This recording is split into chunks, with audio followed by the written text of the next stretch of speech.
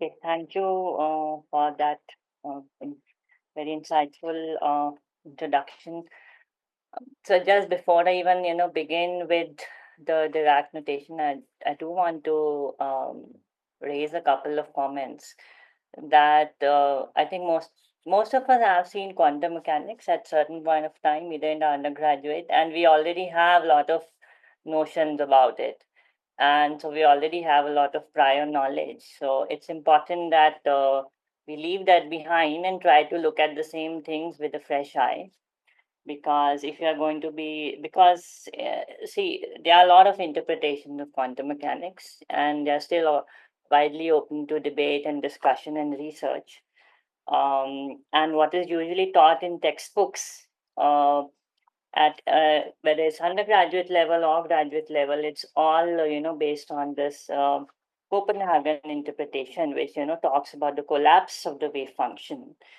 But you can think about the same thing in very different terms, like what Ram is doing is the basically the statistical interpretation of quantum mechanics, because it has more physical intuition. It kind of makes more physical sense. But end of the day, you will see that for those of you who are familiar with the mathematics of quantum mechanics, you'll see that the mathematics is pretty much the same. Okay, you will get the same answer, but the way you think about stuff is different. Um, okay, so with that in mind, what we are going to do today is basically the a mathematical framework of quantum mechanics. So far, you have seen the Schrodinger equation, okay? And we have been talking about psi of x. Uh, but there is another way to look at the same thing, and that deals with something called as the Dirac notation. So I hope you can see the notepad. So I'm going to now introduce the Dirac notation. The ket vector, the bra vector, and so on. And we'll also connect it to the Schrodinger equation. All right. So let me start with the very basics. I'm sure all of us have seen vectors, right? Uh, so um, so vector, just if you want to draw a vector in two-dimensional space, let's say this is the y-axis, this is the x-axis, I draw a vector v bar, and let's say that the y component is b and the x component is a, right? So I can denote this vector. I can also denote this vector by, let's say, a and b. So what it means is that the x component is a and the y component is b. So I'm denoting the vector by a column matrix. Okay, so it's a column matrix, right? Column matrix. Good. Now, so this is a Cartesian vector that exists in space, but we also can have more abstract vectors. Okay, and we need abstract vectors. So they don't really exist in space, but you can definitely imagine them, right? And as soon as we a vector has more than two or three components, we can't have so if a vector has two or three components, we can very easily imagine it in a three-dimensional space, right? X, y, and z axis. But more than that, it's hard to imagine. So you can, but mathematics of course works the same way. Okay, so in the Dirac notation, um, okay, so let's say you have some column vector, and we actually this column vector, let's say we denote it by this particular symbol. Okay, so this is called as a ket. Okay, so you can call it a ket v. Okay, or a ket vector or a state vector, all different names for the same thing. And good. So what it basically, how you can understand it very simply, you can understand it basically, it is just a column vector. Let's say V1, V2, V3, let's say all the way up to Vn. So it's a bunch of numbers here, V1 to Vn, that we have arranged in a column vector. And this n is the dimensionality, let's say, dimensionality of the vector. Okay.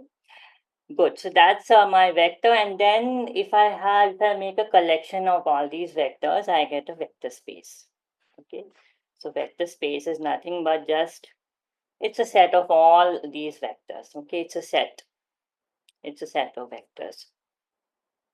Okay, which I'm also calling as these ket vectors. How many such vectors? And let's say I denote this space by, let's say, something capital V or something like that. How many vectors can be there in the vector space? Well, there can be infinite vectors, right? Because if I just want to, let's say, even if I had just, let's say, if my dimensionality is 2, you know, I can have to any general vector, okay, it'll be, let's say, some v1 v2, right? And I can have infinite possibilities. So in general it has in its countably infinite set, okay, the vector space. Okay, and what do you mean by linear vector space?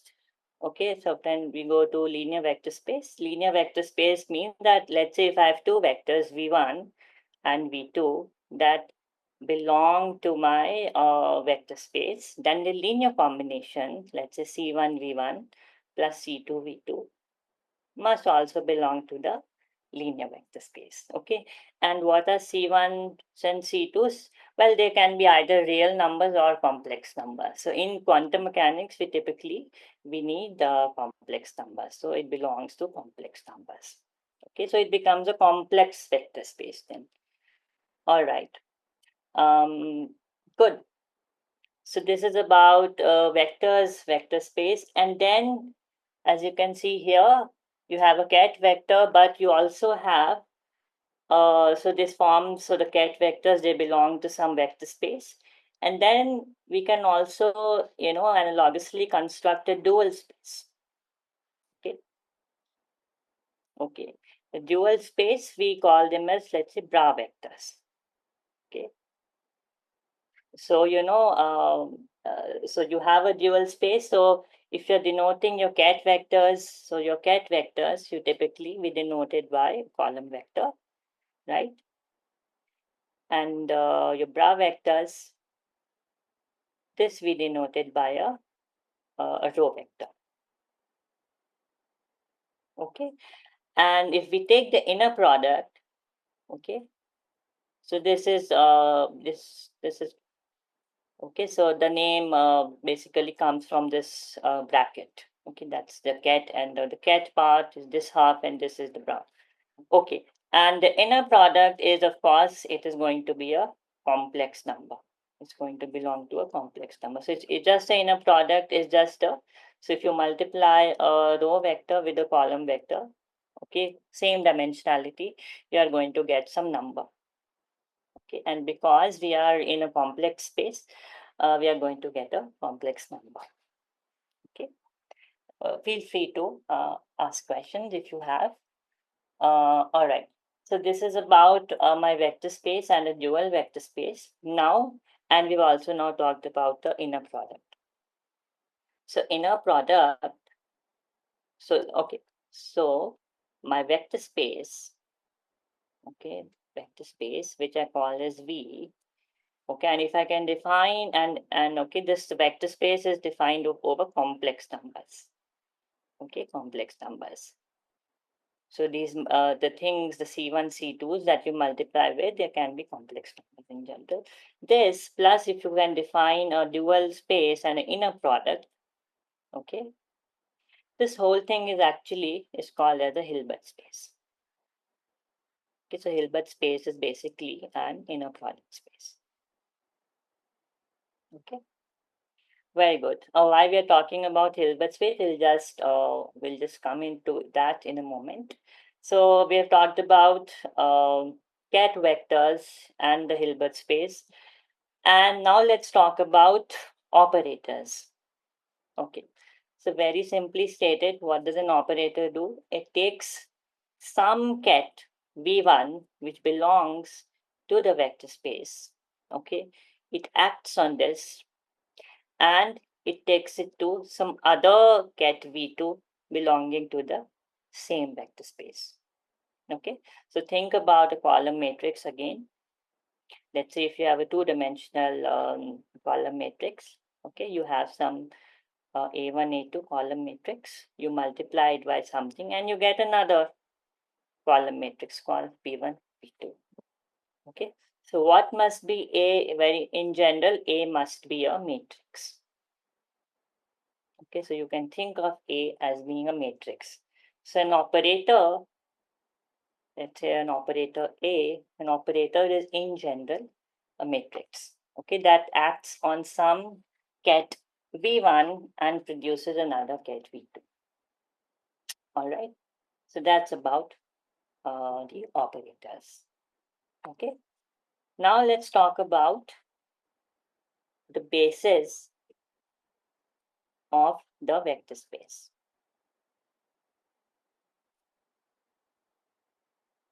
Okay, so for example, let's just take a simple example of my two-dimensional vector space. Let's say I have some ket V and these are the components A and B. Okay, they belong to some vector space.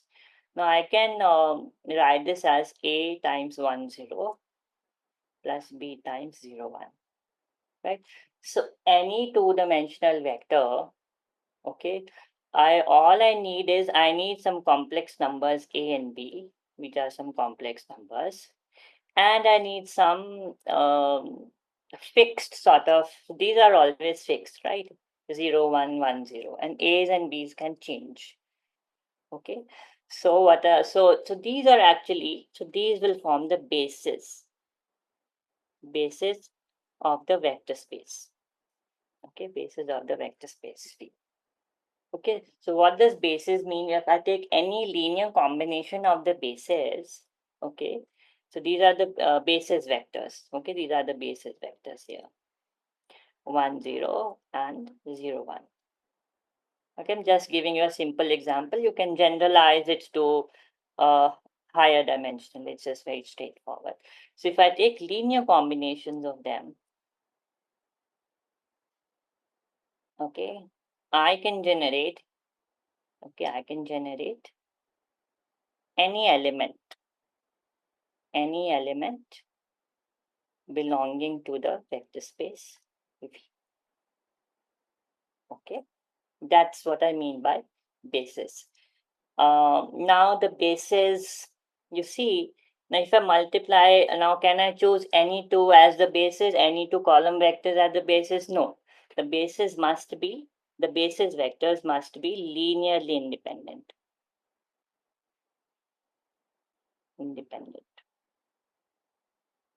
Okay, so what do I mean by that? Let's say I multiply 1, 0 with the same. So let's say, so this is my one, let me call it as, denote this by 1, 1, 0. Okay, this is my vector. Now it is going to have some dual vector.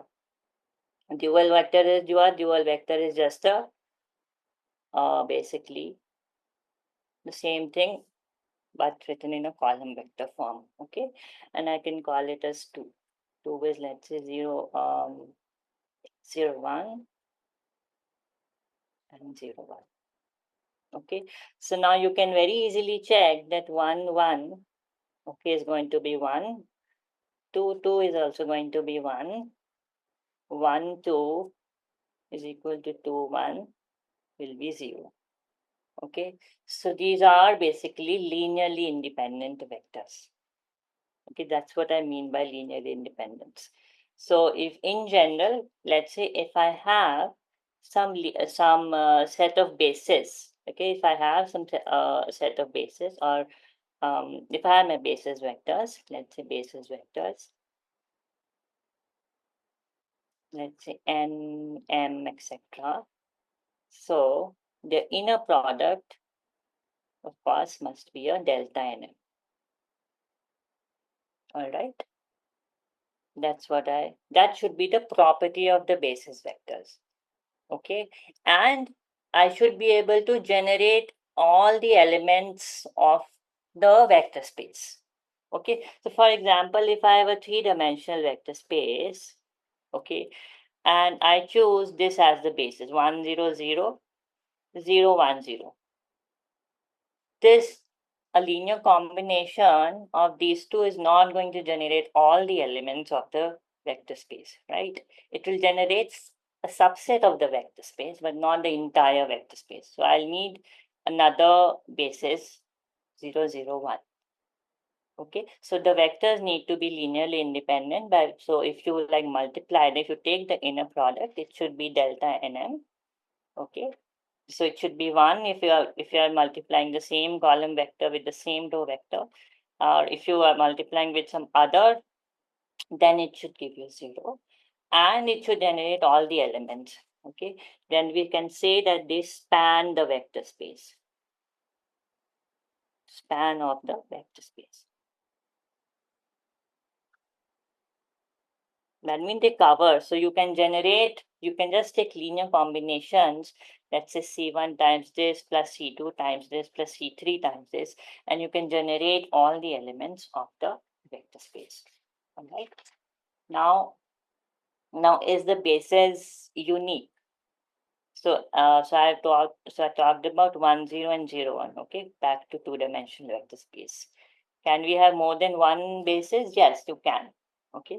So for example, so this is one choice of basis. Okay. So this forms, let's say, one choice of basis. And I can have another choice of basis as well. Let's say I can choose something like this: 1 by root 2, 1, 1, 1 by root 2, 1 minus. Okay, you can check that this is also going to form basis. Okay, you can check the properties. So this can be my second choice of basis. Let's see. How many such choices I have? Well, I have infinite choices. I can choose whatever basis I want to choose. Okay. So the basis of the vector space is not unique. Okay. So depending on my own convenience, I can choose different bases each time. Right? Very good. I hope no questions. If you have, please do ask or type them. Um, so we have talked about the ket vectors, we've talked about vector space and operators and the basis and linear independence. And then I also mentioned that you can, let's say you have some ket V, you can expand it as a linear combination of my basis vectors. Okay, so this n, let's say this n is the basis. Okay, and Cn's are basically my complex numbers. Cn belongs to complex numbers. Okay, the C means set of complex numbers. Now let's say I want to find let's say I want to find Cn. What I can do, let's say, how do I find Cn? I can multiply, or I can take inner product on both sides with, let's take inner product with, let's say, ket m. Okay, ket m is also okay, it's an element of the basis set. So m times inner product with phi is going to give me, okay, Cn m n, and because it's a basis, it will be delta mn. Delta mn basically means that it is 1 if m is equal to n, or 0 if m is not equal to n. Okay, so this is going to give me Cm. Okay, so how do I find Cm? Well, Cm is just m, the inner product of this bra m with the ket v. Okay, that's how you can find Cm. Again, if this is abstract, you can always, if you want to understand things, you can always go back to your two-dimensional, simple example of two-dimensional vector space, right? So let's say I have a ket v, and it's, let's say, given by 1 times, let's say 1 times 1, 0 plus 2 times 0, 1. Like, so if I multiply 0, 1, or if I take inner product, what do I get? I get 2. That's all I have done here. Okay, it's very simple. It's just a matrix multiplication. Okay. So that's about how we take inner products and find these coefficients. These CMs are also called as the coefficients of expansion. Okay, so CM I can also call as the coefficient of expansion. Okay, all right, good. So now what all this has to do with quantum mechanics is that, uh, okay, so this was all mathematics, right? And now I'm going to relate it to quantum mechanics. So why we are doing this is because uh, um, the quantum state, okay, the quantum state is, or you can say it can be represented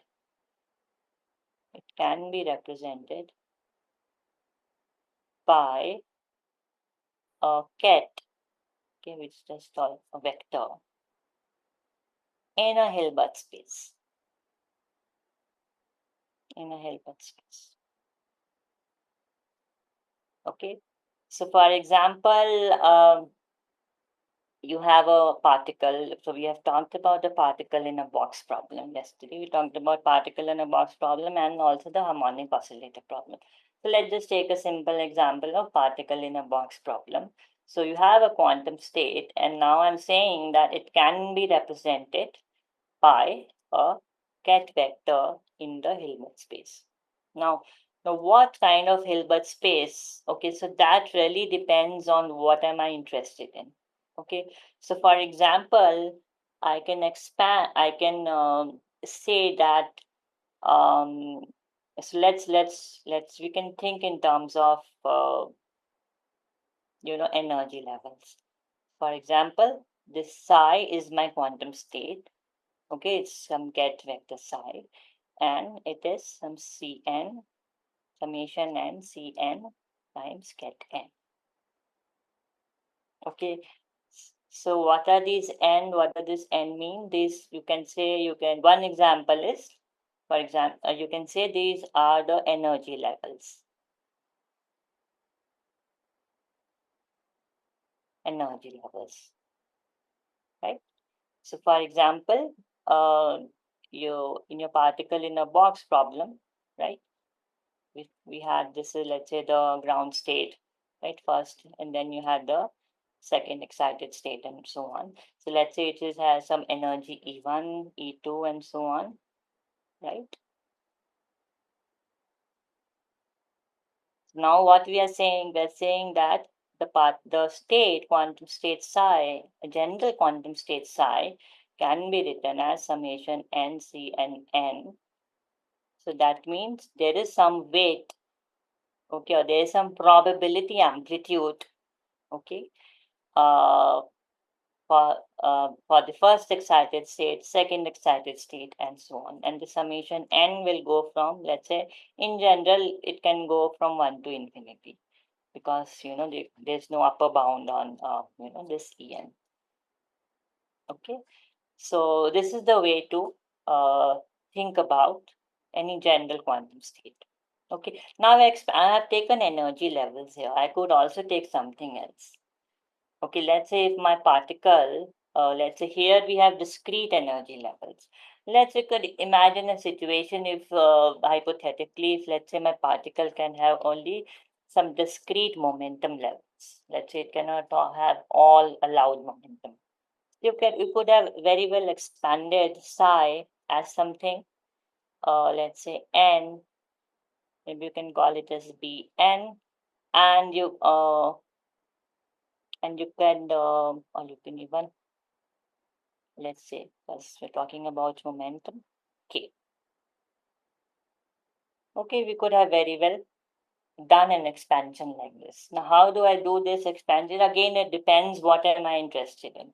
Okay, what system I'm probing, what are the things I'm interested in measuring, that sort of thing. So what we have done is basically have taken a general quantum state, and we have done some sort of an expansion of the state, and these cats here, okay, these cats, okay, they we are saying that they form a basis. They form the basis of the Hilbert space that we have seen earlier.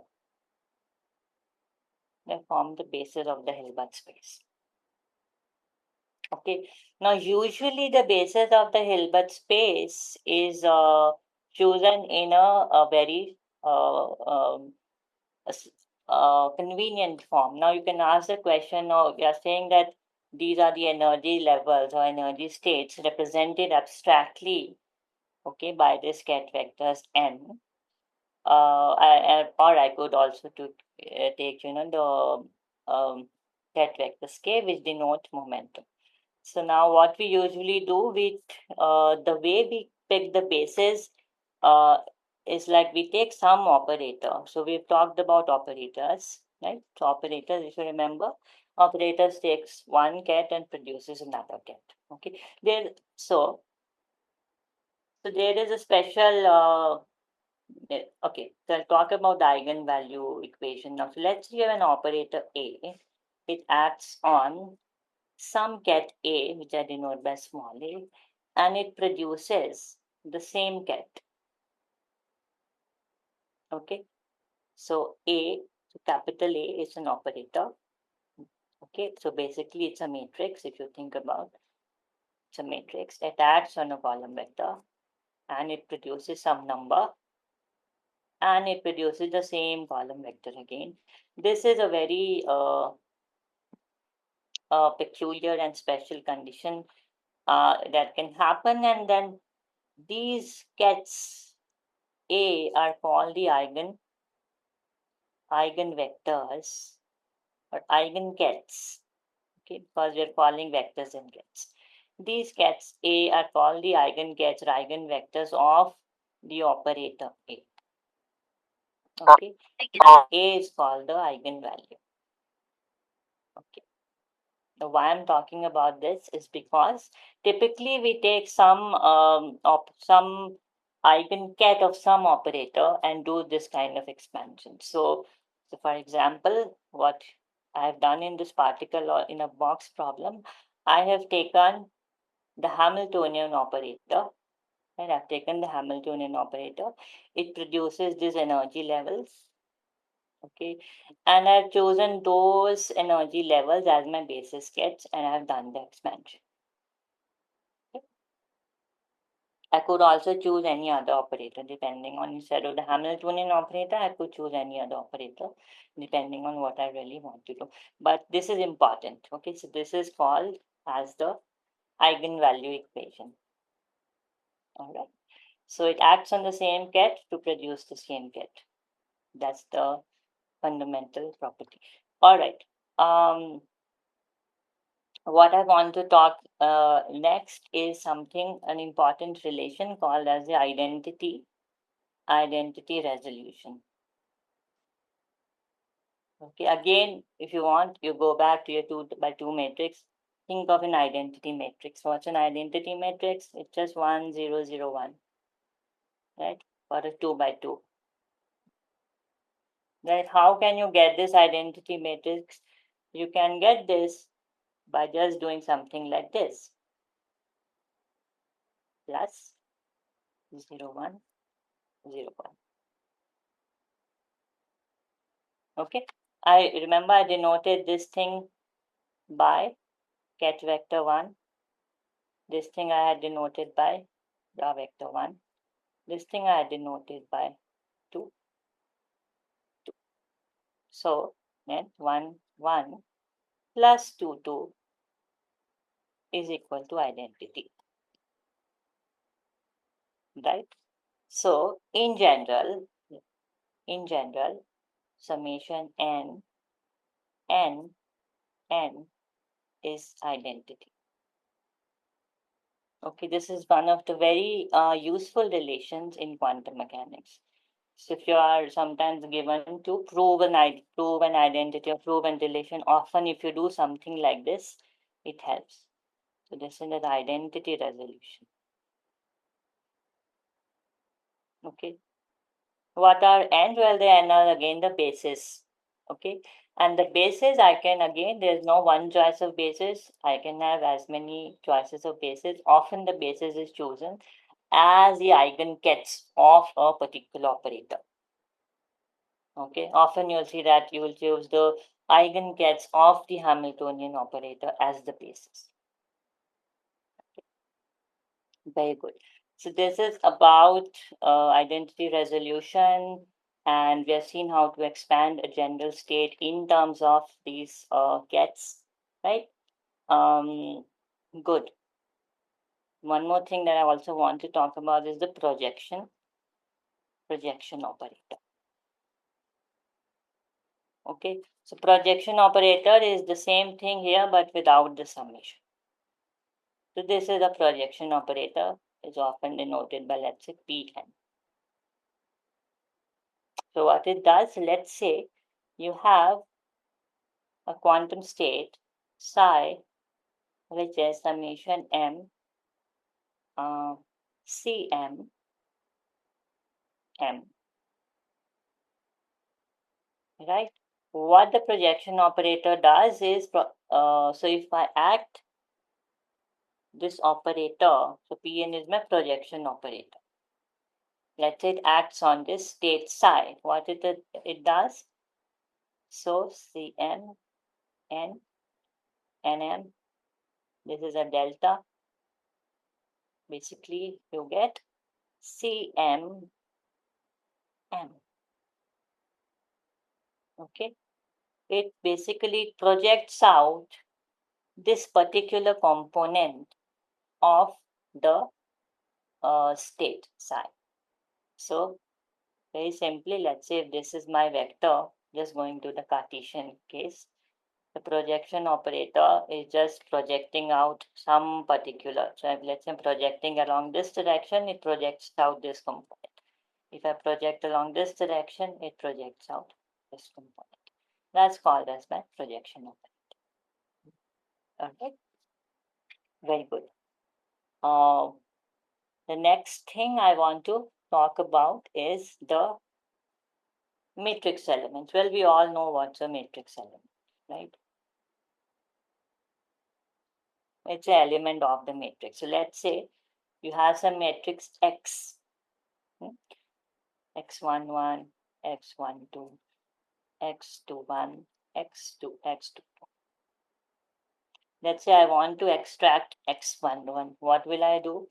X11, I can do something like this. 10, X10.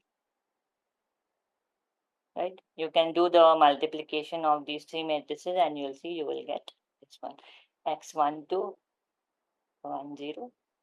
X10, 1.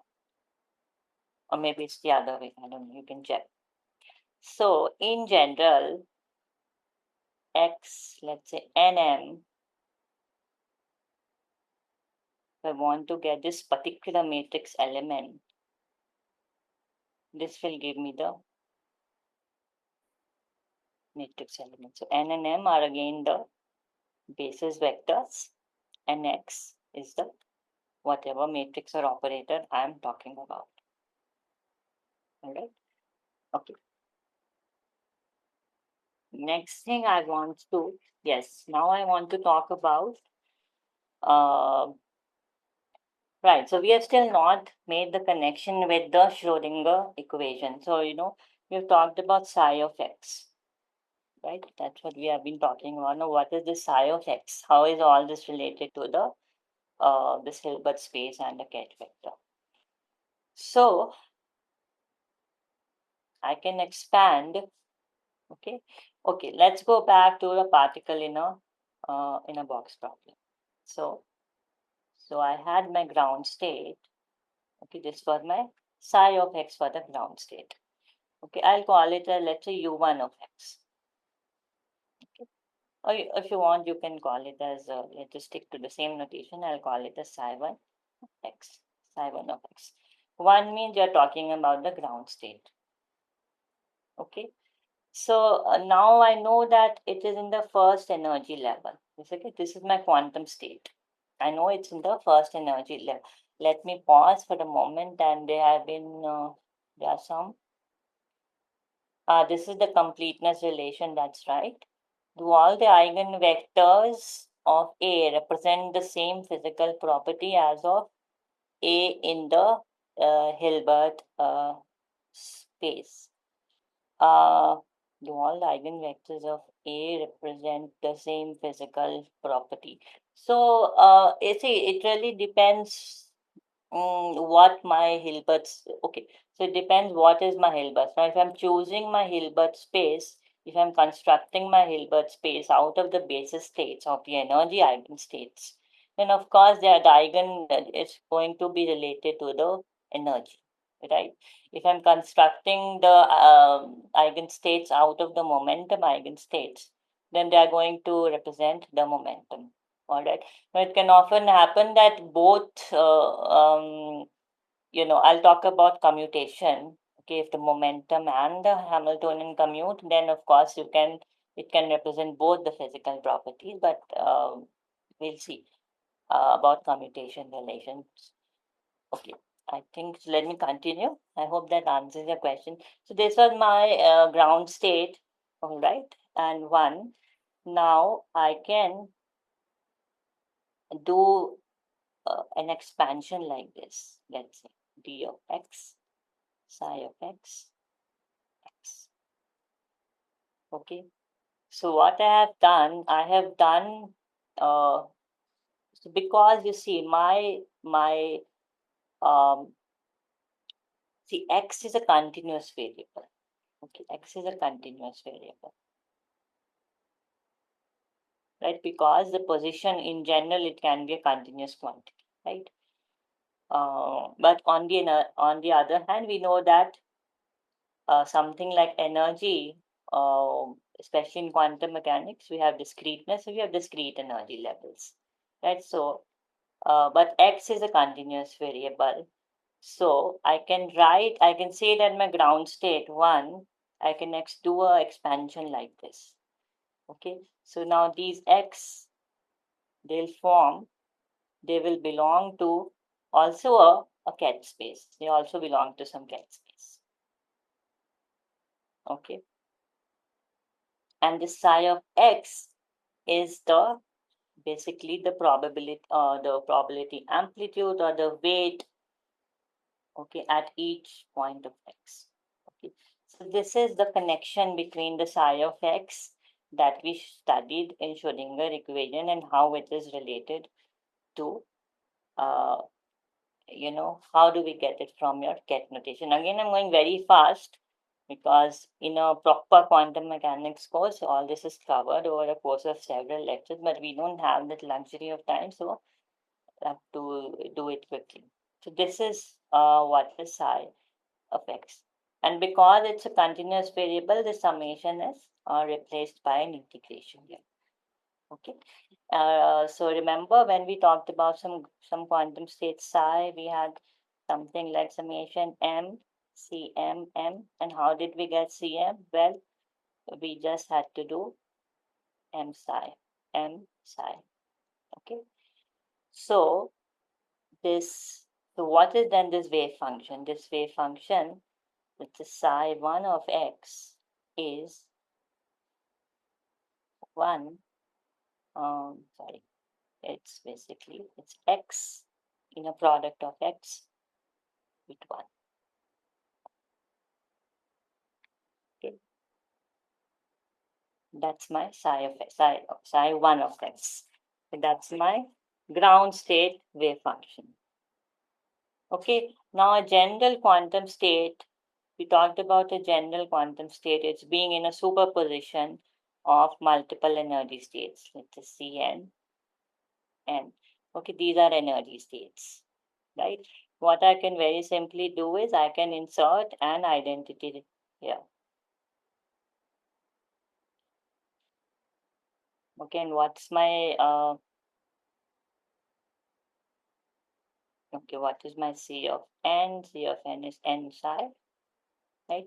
That's, and now I can put an identity here. And what's the identity I'm going to put? I'm going to put this form of the identity resolution.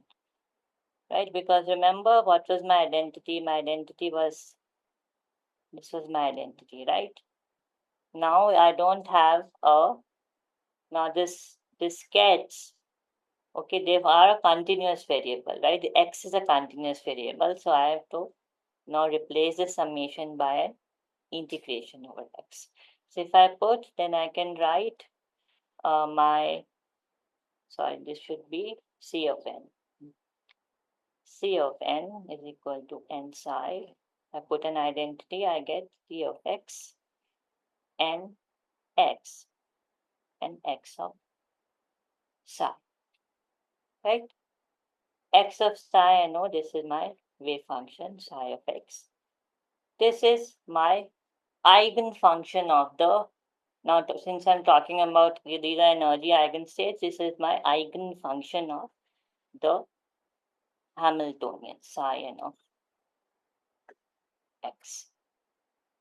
Okay, so if psi is my general quantum state, psi of x is the wave function, and let's say if I'm talking about some particular energy eigenstate, this is my energy eigenfunction. Energy eigen energy eigenfunction. Okay. Now let me quickly talk about commutation. It's very simple. So if this is called as a commutator bracket, which is AB minus BA. A and B are operators or matrices, if you want. Okay, and if this is zero, this means they commute.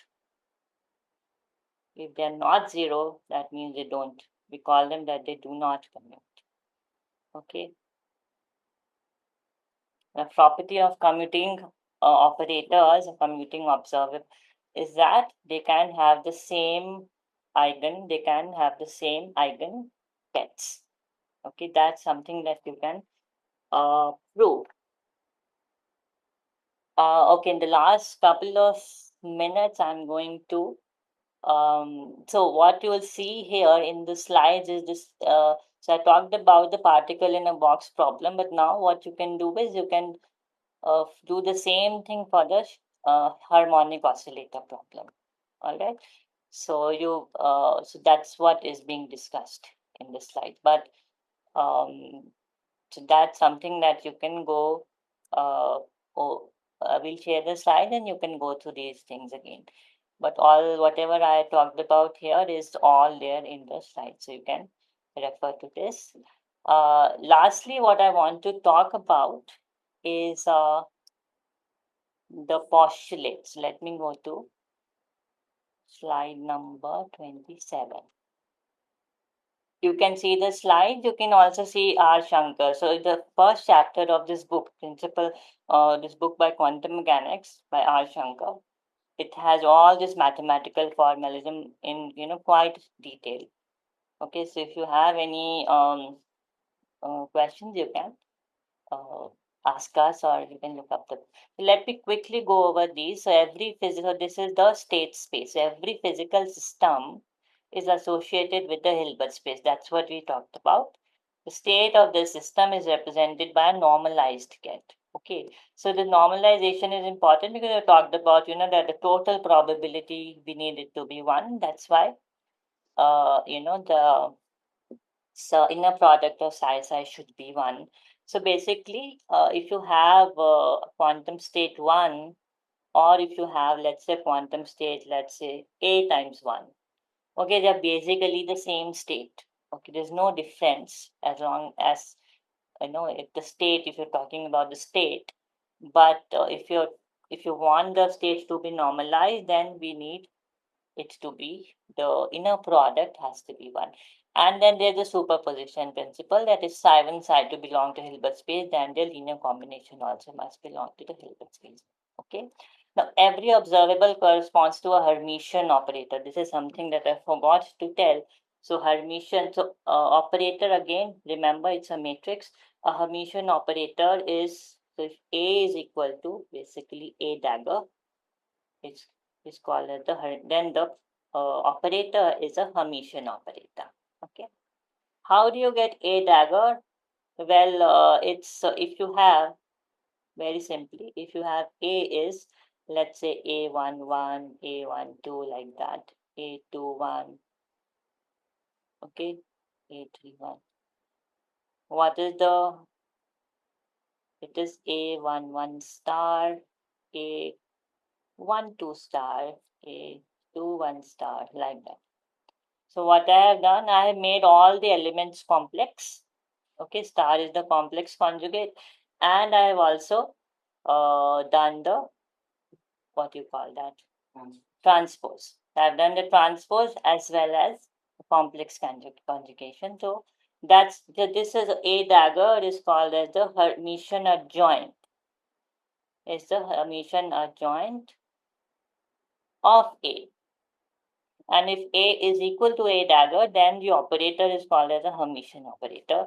And why? Because their eigenvalues are real, and the eigenvalues are actually um, related to basically observable quantities. Right. Uh, then we also have something called as a unitary operator. So this was the Hermitian operator. A unitary operator, okay, a unitary operator, the dagger is equal to inverse. That's if I have a unitary operator, let's say U, if its Hermitian adjoint is equal to the inverse, then it's a unitary operator. Unitary operators are also important in quantum mechanics, and we'll see them. Okay. And of course, the measurements are outcomes of the eigenvalue. So you cannot measure anything complex. You're measuring energy or position. It has to be a real number. So that's why we need Hermitian operators, because the eigenvalues are real.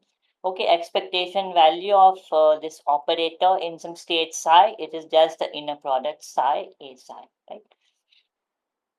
Good. So that's this. Yes, now let's come to the measurement part. So we talked about, let's say you have a quantum state and you expand it like this. Okay.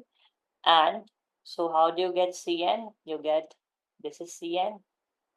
So mod Cn square, which is mod n psi square. Okay. This is the probability of the outcome An. Or okay, that's again the measurement postulates. Okay, so at the time of measurement, the state is said to correspond to a appropriate eigenget. Good. And you can also get the same thing from the projection operator. You just add the state psi on the projection operator, and that will also give you your Pn. Right. This is now when we talked about this probability. We talked about probability density yesterday. So there, what we were doing, you were representing it by an. You can what you can do is you can have this something, you're doing something like this, right? And then the psi of x is what is basically x psi, and mod psi x square is basically my probability density. The same thing here, but now it's written in a discrete sort of a form. And finally, the time evolution. That's how does the state of the system, isolated system, it evolves. So this is in the uh, that's one way I would say to look at quantum dynamics. It's also called as a Schrodinger picture. Okay, where the state of the system basically evolves with time, and that's given by the Schrodinger equation. Okay, that I h del del t of psi is equal to h psi. The h is the Hamiltonian operator. Okay, so if you know the state of the system at some initial time psi of t0, you can act uh, it by this unitary operator u, and it is going to give you the state of a system at a later time t. Now, if my Hamiltonian is time independent, then this takes a very simple form, exponential minus I by h bar h t minus t0. Okay, so now what you can do in your homework, you can work on this quantum harmonic oscillator. You can start with the superposition state. Okay, let's say it is some A times a superposition of the 0, 1, 2, 3, where ket 0 is my ground state, This is first excited state, second excited state, third excited state. Okay, so what you have to do is you have to first compute the normalization because psi needs to be normalized. Let's say you evaluate the expectation value of the position operator. Okay, for this particular state, and what's the probability that we'll find. So you can do this homework problem. Um, Okay, so I think with this, I have probably made a very quick introduction to the Dirac notation, because it's important that we know about this, because from here onwards, and especially when we jump into quantum computation, we are only going to be talking in terms of linear algebra and Dirac notation.